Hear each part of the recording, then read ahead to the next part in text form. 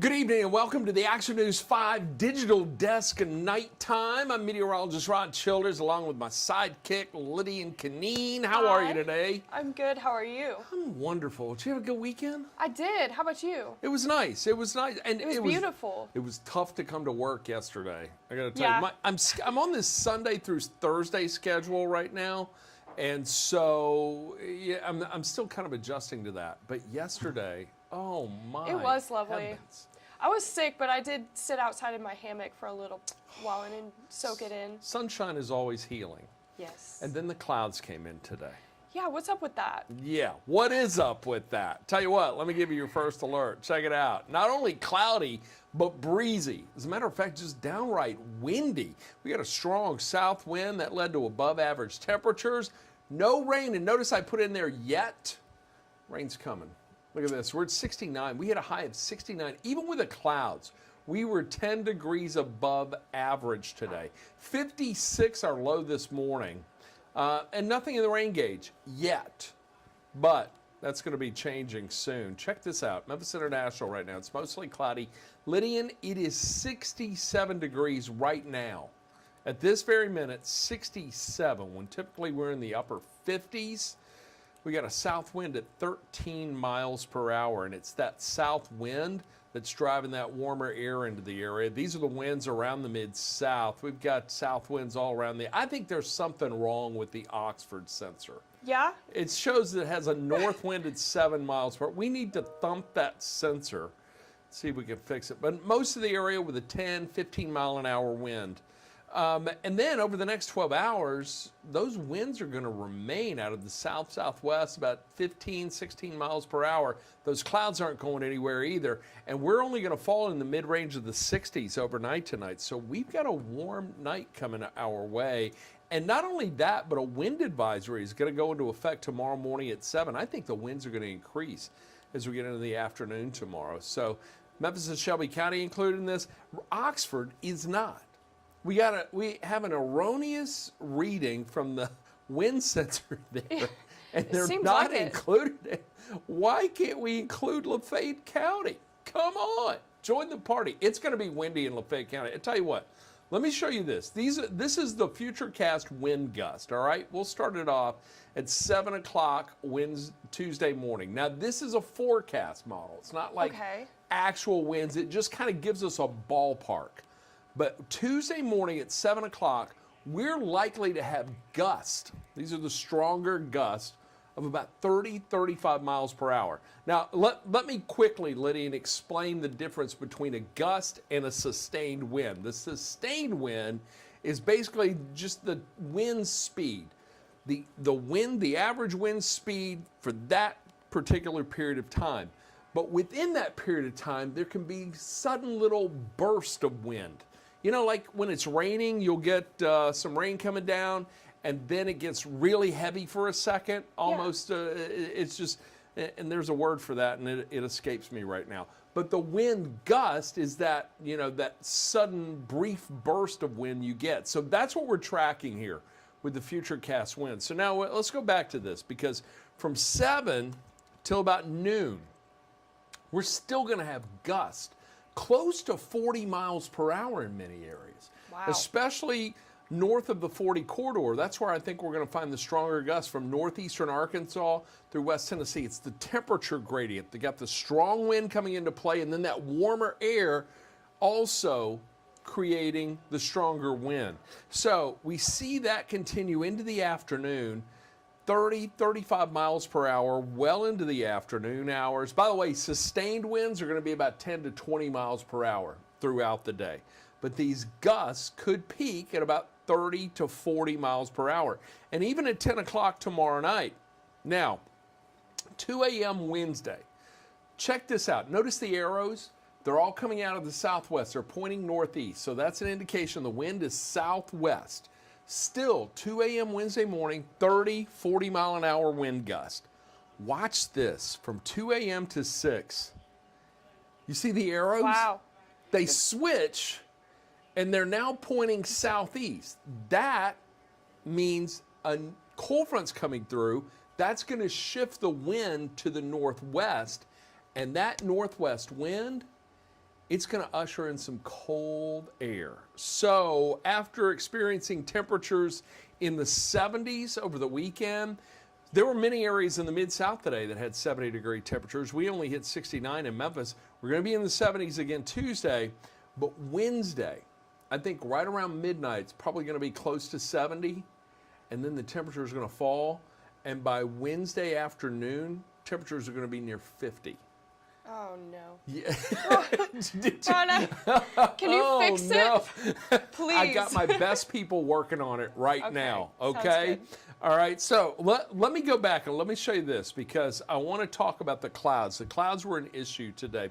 We talked last night on Action News 5 at 10 about clouds increasing through the day. They moved in a little sooner than I had expected. We did start the morning with sunshine, but as we got to midday, we were pretty much overcast here in the city of Memphis and around much of the Mid-South. But the upper level winds, that's coming in out of the west-northwest, but at the surface there's a south wind, and that's driving that warm air into place. Take a look at the big picture, though. You got scattered showers back to the west, and look, they say it never rains in Southern California. We've been seeing it lately, haven't we? We have. That Pacific flow of moisture is still coming on shore there, and there have been record rainfalls in Southern California over the last couple of weeks. Snow in the higher elevations of the Rockies and parts of Nevada, Utah, and even into Idaho and Montana. They're getting snow there. We're going to talk more about that in a moment. As a matter of fact, what do you take? Well, let's take a look at the future. This is the National Futurecast. I don't get to show this on TV, so I love this. And I say I don't get to show it on TV. I could, I just don't have the time. So I've only got about 2.5 minutes on TV. So this gives us an opportunity to just kind of delve into what's going on. So look, we've still got this pretty good flow of moisture coming off the Pacific. That's going to translate to snowfall for the higher elevations of the Pacific Northwest into the northern Rockies and the northern plains, even North Dakota, looking at getting some snow out of this. Showers are going to spread a little farther east into parts of Arizona and New Mexico from that moisture in Southern California. But notice, really from the nation's midsection east, a lot of clouds, very little in the way of precipitation. And I think that's going to be the case for us tomorrow. There could be a stray shower in the early morning hours, but the rain chances are going to be more likely to our east, into Middle Tennessee, East Tennessee, and Kentucky. We'll still have clouds here in the Action News 5 coverage area. And, you know, not 100% dry, but a slight chance of a stray shower in the morning. But through the day tomorrow, it's still going to be windy. I think it's still going to be cloudy.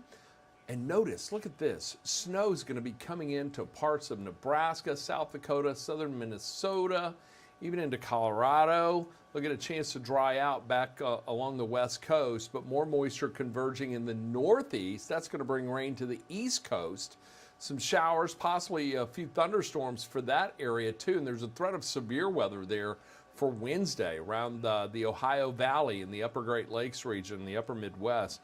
Here in the Mid-South, fortunately, we're not looking at anything in the way of severe weather. I want to talk temperatures, though. Look at this. We're going to see a huge surge of warm air for the south and southeastern U.S. Waco, I have that on that. That's my mom's hometown. That's where my mother was from. Waco, Texas. I still have a lot of family there. It's about 90 miles to the south of Dallas. Warm temperatures there. You get into southwest Texas, they're looking at temperatures in the 90s. So this is unusually warm air this time of year. Typically, the Mid-South is in the upper 50s. Yeah. For the end of February, we're right around 59 for a high. Lydian, tomorrow, we're going with 77 for a high in Memphis. And we may exceed that. That 77 is a conservative estimate for us right now, and slightly above what we were going for a couple of days prior. But it is going to be warm tomorrow nonetheless. Now, check this out. Look at these temperatures to the northeast. It's going to feel like spring, where it's typically in the 40s, 30s, and 40s around the Great Lakes region into the northeast. They're looking at temps in the 60s. It's going to be near 70 in Louisville, Cleveland. Temperatures near 60 tomorrow. You get into upstate New York in the northeast, lower 60s. That's going to be something else. St. James, that's the UP of Michigan. That's going to be Still a little chilly in the 40s. But here's something. Check this out. We're going to see temperatures only in the teens in North Dakota. So right around 16 in Bismarck, North Dakota for a high temperature tomorrow. But if you travel south into southern Texas, there will be temperatures in the low to mid 90s there.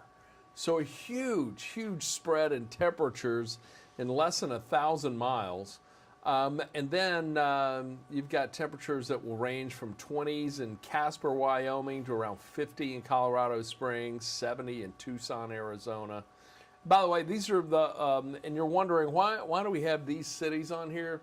Some of our other gray stations are located in these cities. So, we keep up with our sister stations around the country. But what a wide range of temperatures. Yeah. So you're telling me that the United States is seeing all 4 seasons at the same time? All 4 seasons tomorrow, the exact same time. We'll have spring-like, we'll have fall-like, we'll have winter, we'll have almost summery conditions, depending upon where you are in the lower 48. And look, you see that little blue line there? That is. Oh yeah. That little area in here. I can point it out here. This area, that's a cold front. That is a cold front, and that cold front, that's going to be pushing towards us, and that's going to come through on Wednesday. We'll talk a little more about that in a moment. Let's talk about high temperatures around the Mid-South tomorrow. Again, the average high in Memphis, Tennessee, the Mid-South, tomorrow is 59. We're looking at temperatures that are almost 20 degrees above it. 77 in Memphis tomorrow, mid-70s around West Tennessee, 78 in Selmer. I think it's going to be a cloudy day. We'll be in the mid and upper 70s. Temps will range from 76 in Olive Branch to about 79 in Oxford, so near 80 in Lafayette County tomorrow. And we're going to find temperatures that we're on track to hit 80 in Harrisburg tomorrow. And we're looking at upper 70s for the rest of eastern Arkansas. I think it's going to be cloudy, but it's also going to be windy. Again, we'll have the wind advisory in effect. Those winds are going to be out of the south-southwest at about, and these are the sustained winds you see here under the cloud icon. That is not the gust. Those are the sustained winds. So average wind speed is going to be about 16 miles per hour at 7. It'll be up to 20 miles per hour by 3 and 5, and still breezy, even gusty by 7 in the evening. But I think tomorrow's going to be dry. There's a slight chance for a stray shower in the early morning hours. I think the rest of the day is just going to be cloudy, and we're going to have warm, windy conditions. That rain chance overall 20% for tomorrow. Now, let's talk about that cold front, because it's going to come through early morning Wednesday. So I think probably before sunrise, it makes its way through the Mid-South. Winds are going to rapidly shift around to the northwest. So those temperatures that are in the teens in North Dakota right now, that cold air is going to rapidly filter south, and it's going to be driven by high pressure back in the central plains, and that's going to drive it right into the Mid-South, and that is going to make it cold on Wednesday. We're talking falling temps. Let's talk rain, because early morning Wednesday, we're likely going to see a line of showers that develop, and right around 4 a.m., Lydian, we're looking at about 65 in Memphis. All right, notice not a lot of rain. By the way, last week at this time, we were talking about the possibility of strong to severe storms. We were a bit concerned by that, but it looks like those dynamics are not going to come together, but the chance of rain will continue. And then behind the front, I think we'll have some post-frontal showers, as we call that. A little rain developing behind the cold front, mainly into parts of West Tennessee, northern Mississippi. But look at these temperatures. By 8 o'clock Wednesday morning, so at 4 a.m. we were in the mid-60s. Right. By 8 a.m., we're looking at temps that could be in the mid-40s around Harrisburg to near 60 south and east. Memphis on track to be right around 51 at 8 Wednesday morning. And I think we're just going to kind of hover in the upper 40s to near 50 for the rest of the day. We're going to have clouds. We'll see some peaks of sunshine here and there. But I think Wednesday is just going to be a chilly, windy day. And after we get the rain out in the morning, it should be dry. Slight chance of rain Tuesday, by the way, about a 20% chance. But Tuesday through Wednesday, we're only looking about a tenth to maybe a quarter, third of an inch of rain. Could see slightly higher amounts just to our north. But that's not a lot of rain. So we were concerned earlier about a severe weather threat. We can check that off, not going to happen. The wind and the falling temperatures, that's really going to be the big weather story on Wednesday. And look at these temperatures. So right around 4 a.m. should be 65. And then 50 by 9 a.m. And only in the upper 40s at noon, and still hovering around 50, 51 at 3 o'clock in the afternoon. No fun. Ugh.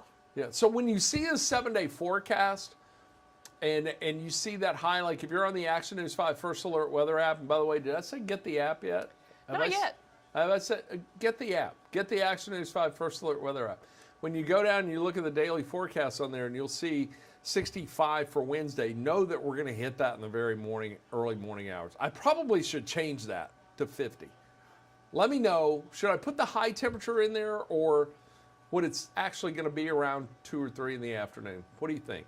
If you're on Facebook watching, drop it in the comments. By the way, if you have any questions, drop it in the comments too. And by the way, did I mention get the app?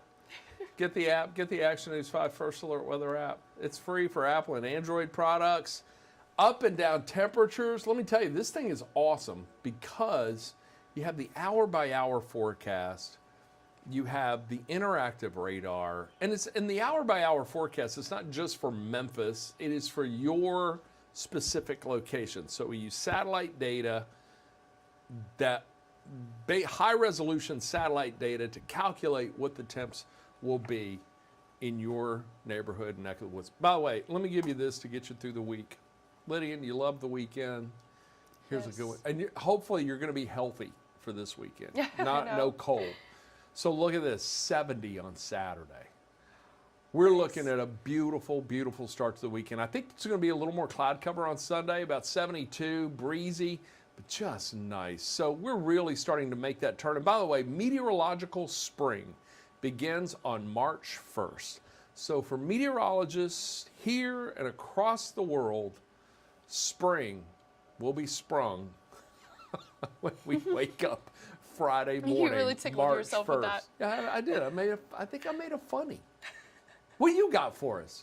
You got good stuff for us? What's on the web? Oh, let's see. Let's take a look. So, well, first of all, taking a look at what's happening in Tennessee, check this out. So this is a video Yes. out of Franklin, Tennessee. Do you see Look at those that. bright blue lights? Look at that. Isn't that cool? I love these videos. With rain cameras out there, everybody's capturing these now. They're absolutely amazing. Oh, it's so cool. I don't know what I would do if I saw that. And you know what? Believe it or not, Lydian, that's a common thing.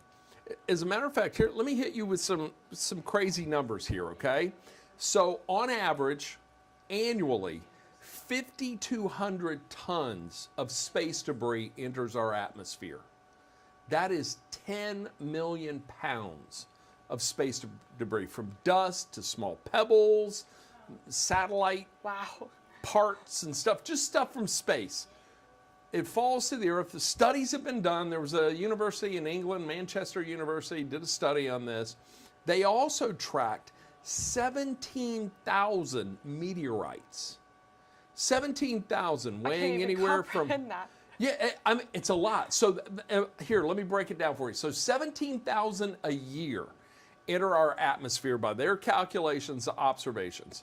That's about 600 a month. And that comes to about 45 of these a day. So yeah, we see it and we think it's rare, but it's actually a daily occurrence. Now, most of these that fall during the daylight hours, or a lot that fall during the daylight hours, so you don't see it as it burns up. It's much more visible and bright in the night sky. But these can be anything from just a grain of sand, something the size of a grain of sand, to a very small pebble. Some instances, they're larger, but they're rare. And those are the very rare ones, the ones that are actually recoverable on the ground. So, but they do find them quite often. And so anyway, that is my knowledge of space debris. Did I dazzle you with that? Yeah, you did. Is there a quiz? Because I don't know if I can remember all those numbers. Come on, I remember it, and I'm old. You can do it. You're right. You you're can right. do it. Hey, what else you got for us? What's hot Okay. on our social and our web platforms and Well, stuff? I know we saw this at 3:30, but in case you missed it, I kind of wanted to share this as well. So it's that time of year again. I love Bears are this. coming out of their dens, and it may not be a place you would think about, but it's just a reminder that they can even make their dens in house vents, like this bear did. That is this a was black in North, bear. Yes, in North Carolina, and they're pretty common over in those parts. Watch this thing. This is amazing, though. Check this out. It's an air vent. How he got in there, I don't even know. How he fit in there is even a greater mystery, because here he comes. Kim and I showed this at 3:30 today. The look on my our goodness. faces. Look at this. He's defying physics. Is that not amazing? He must be mostly hair. I wonder what happens when he gets wet. So look, check your houses for bear openings, and know that if you think a bear can't get in there, they Apparently still they can. Oh no. That's something else. It's like the size of a doggy door. That blew So I my guess- mind. Well, you know, it's kind of, because I saw it today as first time, and I was shocked. And you just kind of see the snout coming through. And you're going, what is that? And my brain could not process it as it was playing out. And then when that thing popped out, I could. It was almost like the magician who pulls the little balloon out. You know, it's huge, and that comes out of his pocket or whatever. But this time it's a bear. That was something else. Wow. Absolutely. Where is that? Where can we see that? Everybody wants to see that. That video is on our YouTube, Instagram, and our Facebook. Send that to your friends and ask them if their house is bear proof. Yeah, If they say yes, then say, are you sure? something to definitely look into. That is something. Luckily, they're not around here, so Yeah, no kidding. But we had the story of the black bear. Where was it? Was it in Florida? It was somewhere. It was not supposed to be there. oh, we've had so many. Yeah, that's right. There was a species of bear, and I forget the name, that's not found in the United Yeah. States. It was an exotic bear that was roaming the streets of Florida, and it got captured on video. This was from a few weeks back, and I don't remember the details of it, but it was pretty wild. I want to say they were sun bears. And it's always in But- Florida. What is up with that? What is up? We had Something's a story in the today air. about the Florida man games or something like that. It was crazy. Absolutely. Florida crazy. man on the loose. Yeah. What else is up? What do right. we have? What's going on in our other? Well, let's we have check so out- many platforms. Yes, it's we do. amazing. Well, let's take a look on the web. So this is a cool story. I know we also talked about this earlier, but it's just too Yeah. cool. Yeah, I And love this. I love science and I love biology, and this is just up my alley. So this so what you're looking at right now is a 5-meter-long reptile from the Triassic period that lived in China. It was this species was revealed this week by scientists in Scotland, and it's called, the official name of this reptile is, let me see if I can pronounce this. Yeah. Good luck with that. I can't. I did have it. Oh, Dinocephalosaurus orientalis. They made that up. They just made that up. By the way, 5 meters. We don't do metric here. It's about 15 feet. Yes, Can just you to put it in imagine perspective for you. About 15 feet long. Look at the neck on that thing. Yeah, and this guy is special because it's a complete fossil, meaning that from the tip of the nose to the tip of the tail, it's complete in that it has all a complete fossil. So it's not just like a part of the animal; it's the whole animal in its entirety, which is hard to find. Now, it wasn't. It's not like really a dragon, right? No. I mean, it's some sort of. They think it was like some sort of amphibious reptilian Yeah, one of thing or the whatever. scientists who was interviewed for this story said it's very reminiscent of a Chinese dragon, and of course it's found in China. So, they're calling it a dragon, especially because of how it looks. They've seen fossils of these guys before, but this is the first complete fossil. And it was first identified in 2003, but they've released it based on, they took 10 years to compile, do their science stuff, Yeah, do their research. when I saw, I'm like, wait a minute, are they saying dragons are real? So like Game of Thrones has a chance? What, huh? In a way. But no, that's something else, and it lived off fish. Oh. They had fish skeletons in its fossilized. Oh, in its stomach. Yeah, and this is 240 million years old, approximately. That's something. Wow. Isn't that cool? 240. Well, happy birthday and welcome. Welcome back. Yes, very cool. You want to look at something else? Yeah, what do you got? Okay, so this is actually a local story. Here, let me pull it, switch tabs real quick before I show you. So this is really cool. So a Memphis church recently discovered a hidden haven beneath the floorboards inside the church. This was at Mount Nebo Missionary Baptist. Senior pastor John White Jr. says the structure, believed to be part of the Underground Railroad, was discovered as they were doing renovations to the church. Wow. So that's really cool. So it was an underground system? Is this where they were, they think part of the underground's... If you check out the video, we did a complete story on it. You'll see for yourself what it looks like. But yes, it's basically an underground bunker where, slaves would, hide and, part of the fight. Underground Railroad. And that's over on Vance, so that's near downtown Memphis. Yes. So that's the Mount Nebo Missionary Baptist Church on Vance Street. And they just discovered this. What were they doing, renovation or something? Yes, they were doing renovations and pulling the flooring, and that's when they found that. As the construction continues, because they're going to continue the construction, but they're hoping to work with historians and help bring history into modern day reality. Wow, what a cool discovery. And some of the right coolest things are, some of the coolest history and news stories are found whenever construction's taking place. Yeah. Walls coming down, floors coming up, and you discover new really things. see the history of things.